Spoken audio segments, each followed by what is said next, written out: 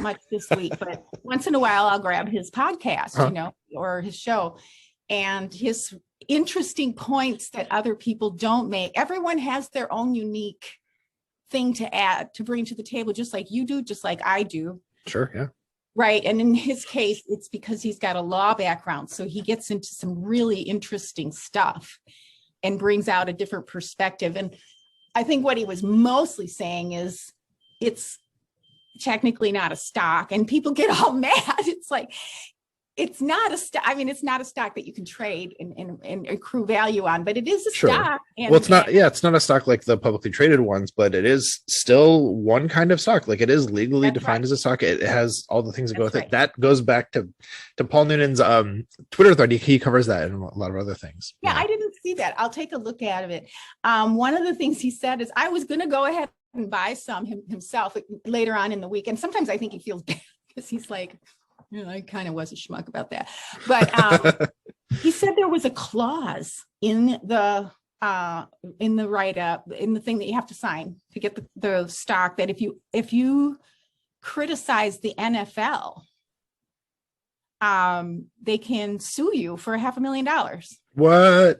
I didn't know that. That's crazy. And he's like, I can't buy this stock because that's all I do is criticize the higher ups at the end. Not if you criticize the Packers. That's interesting. Yeah. If you criticize the NFL made the Packers, I guess, put that in there. So I haven't looked at it myself, but I'm going to look at it again. And because I got so far with it and then I got off on doing something else, but I'm sure he wouldn't say it if it wasn't true. I mean, especially something legal, because he is a lawyer, and I think he still has a law license. But so he brings out, in other words, there is some value to listen.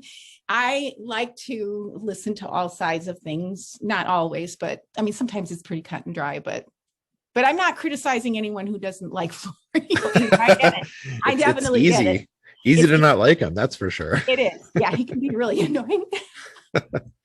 All right, on my third one, then my third superlative was best insight. Now, of course, Dusty Evely's name has come up on the podcast before. I'm sure we both talked about him. I'm not sure if I've picked him for a superlative. I can't remember if I have. It might be maybe in the first episode or two, but suffice to say, I think a lot of people saw the videos he put on his Substack this week. So, of course, Dusty does a lot of videos, a lot of content that he's just like, I don't know where he has the time. I know he doesn't sleep a lot, but suffice to say, what was different this week about it was more like voiceover stuff as he was showing the things on the, on the video as I was rolling. And whereas a lot of his stuff is like, text, and then like a video thing that's silent, what he's trying to talk about. And those were really good, of course, but then having him actually talking through it while he's illustrating it was like that next level of like, even easier to like digest and understand. And I will say I've mentioned this to Dusty before. I really feel like in the time I've been following him for like the last 3 years, he's been getting progressively better at like explaining things clearly and like in a way that is easy to understand. And this, like I said, this was like the next level of that. So the stuff that he put out on his Substack, there were some offensive plays, some defensive plays from the game against the Seahawks that he went through. Just fantastic. It was really great stuff. So thanks, Dusty. Thanks for continuing to make us all smarter Packers fans, like John Rudnick would say. Because smarter Packers fans are better Packers fans. So. Are better Packers. Yes. That's what we want to be. I didn't get to look at them again because I had this whole migraine situation going on, so I couldn't look at anything. But I am really looking forward to seeing that. I love Dusty's content and how he educates us, and the fact that he's doing the voiceovers. I thought, well, that would be perfect for me to learn, as a learning tool. It'd be perfect because you're not guessing as much. It's like really clear, next level, as you say. So he is so good at this. Yeah, he is so good at this, and I don't know how he finds the time either. It's remarkable. Yeah. All right, Don, so what did you have for superlatives for the week? I have mixed feelings, especially after we just talked about Florio and the Packers, because I know a lot of people were like really mad at him. And I don't think it's good to put out anything that, I mean, sometimes you can say, I'm not saying him, but myself, I can say things that are controversial and I don't realize it. I'm like, oh, anyway, but I'm going to go ahead and dip my toe in it. So a couple of weeks ago when even last summer with the whole Rodgers drama, I didn't take much part in it. In fact, if Aaron Rodgers or Rodgers was mentioned in any of the tweeting, I would just pass by. Sure. I wouldn't read the thread. I just didn't want to be part of that drama. I didn't want it in my life. And I probably felt to some degree that way about this. I was just having fun, enjoying everyone waiting for their, stock sale and getting their stock and being on hold and waiting for the loading button to go through and all that. That was super fun. It was super delightful. But so having said that, so what I often do is if there's something super controversial or if I think it's important, I'll go back after the dust settles a little bit. Sure. And then kind of look at both, not necessarily look at both sides, because I don't think anyone's really capable of being neutral, but I try as hard as I can to look at all different angles. And so one of the YouTube channels that I really love, and I was going to share it with our audience during the off season, because it's not generally sports related or football related. Once in a while, they'll cover a sports figure. Well, it's called The Behavior Panel, and they covered Aaron Rodgers last week. And I was like, oh, wow, it's my favorite YouTube channel. Seriously, I love these guys. Mm-hmm.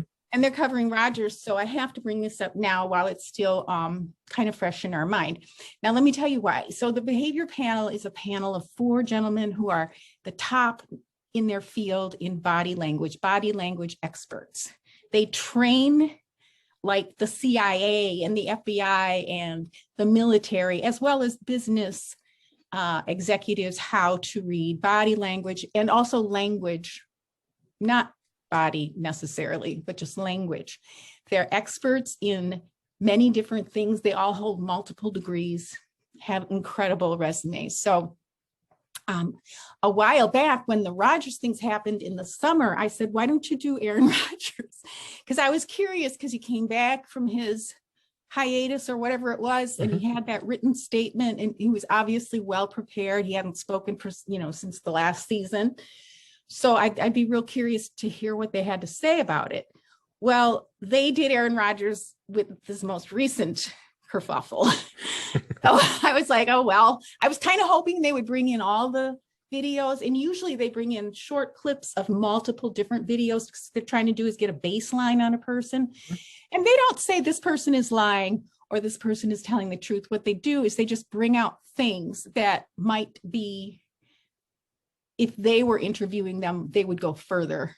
Look at the way they just did this, or look at how they made this sentence, structured this sentence, that kind of thing. They will never say this person is lying. And they might rate them in terms of on their, because it's pretty scientific, and they have, charts that they keep, and they might, rate them on a numeric scale of truthfulness or something like that. But they don't come out and, say this person's innocent or guilty of anything. So in any case, I really enjoy them.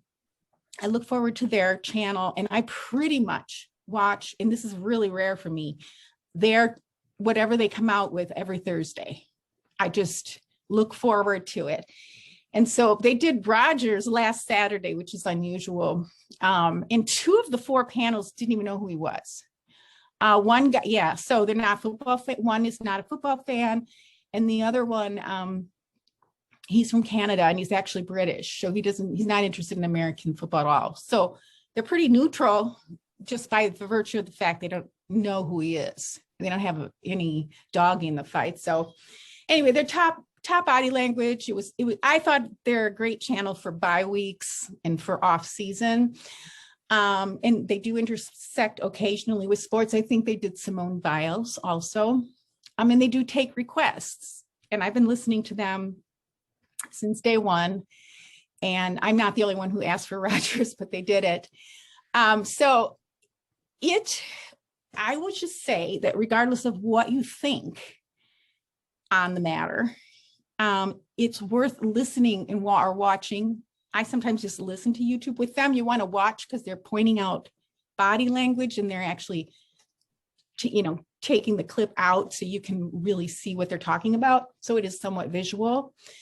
but you might find it really interesting. And I think it's a good way to enhance skills, because these skills that I've picked up on, I'm using them in my real life now.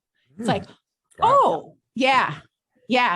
And a lot of people are. You can see it through the comments on their videos, but it's super practical. Good stuff to know. And I don't want to give away the whole thing, and I would not do it justice anyway, but so I'm going to go for most useful, the behavior panel and their coverage of Aaron Rodgers last Saturday. And that link, of course, with all of Matt and my links will be in the show notes. So you can click on those. And my notes are a little mixed up here. I just noticed, it's like, oh, I didn't take it. I was working off the wrong document half of the week. Okay. The second superlative is along those same lines, because I noticed that Tom Grossi, also from, what's his Patcast? Patcast, yeah. Patcast on YouTube also. So these are both YouTubers. Both probably my favorite YouTubes right there. Rodgers did one called Breaking Down the Grossi did one called Breaking Down the Rodgers interview. And I didn't know if I wanted to listen to it, because again, I don't want to get too absorbed in this, but I hadn't listened too much, and I'm like, I'm going to hear what he has to say. It was really good. It was very fair. He brought out some great points, and he did so again with a sense of neutrality. Sure. Yeah. And so if anyone feels like that was a super negative experience for you on Twitter, or if you're getting discouraged by other people, don't lose friends over this kind of stuff. Yes, you know what? I agree. Right? Yeah. It's not worth it. Yeah. Don't lose friends, and look for sources that might help you understand the other side. And if you can't bring yourself to do that, and I understand, if it's so cut and dry for you, just remember, nothing is worth losing friends over. Here.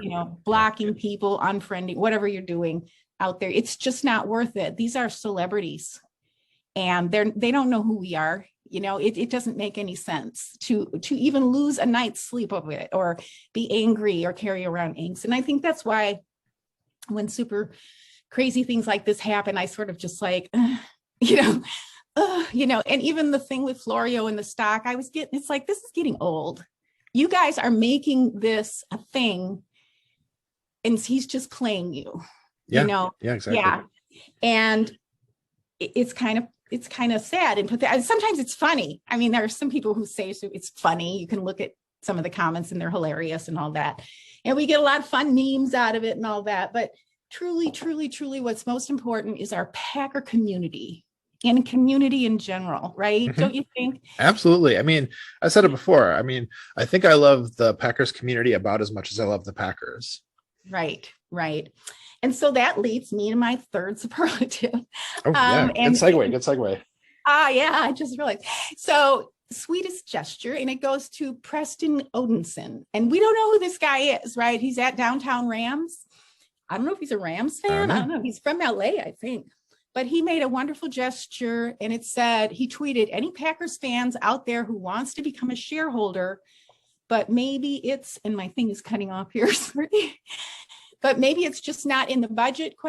I'll buy one share for a Packers fan if they might not be able to afford it at this time. So he reached out to Andy Herman, I think to Tom Grossi, maybe to some of the leaders in our Twitter sphere to share this. So I think it's legitimate. And I thought that was a very sweet gesture. And that's the kind of thing, that warm, fuzzy, nice gesture. That's the kind of thing we want to see on Twitter. We don't need to see all this fighting and cattiness. Yeah. And I mean, who am I? I sound like a school teacher or a mom or something. It's just kind of like it for me personally. Let's just put it this way. For me personally, that's why I sometimes get quiet.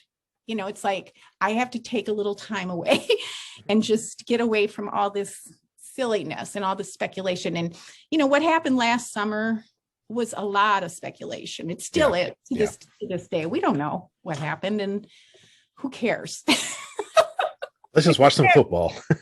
Yeah, let's just play football and, respect people. And I noticed the players said a few things about that too. Like, why are you guys so concerned about somebody who doesn't even know who you are? Mm-hmm. So anywho, those are my 3 superlatives. Hopefully those 3 will help us remember that we need to, in all parts of our life, find a little balance, and as we enjoy our sports and our sports figures, but mostly for the sake of our community.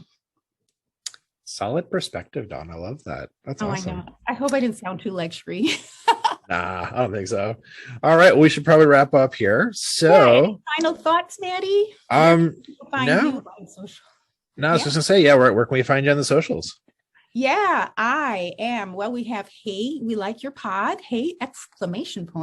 We like your pod at Hey Willip. That's HEYWLYP on Twitter, Facebook, Instagram, and YouTube. You can watch our videos on both Facebook and YouTube.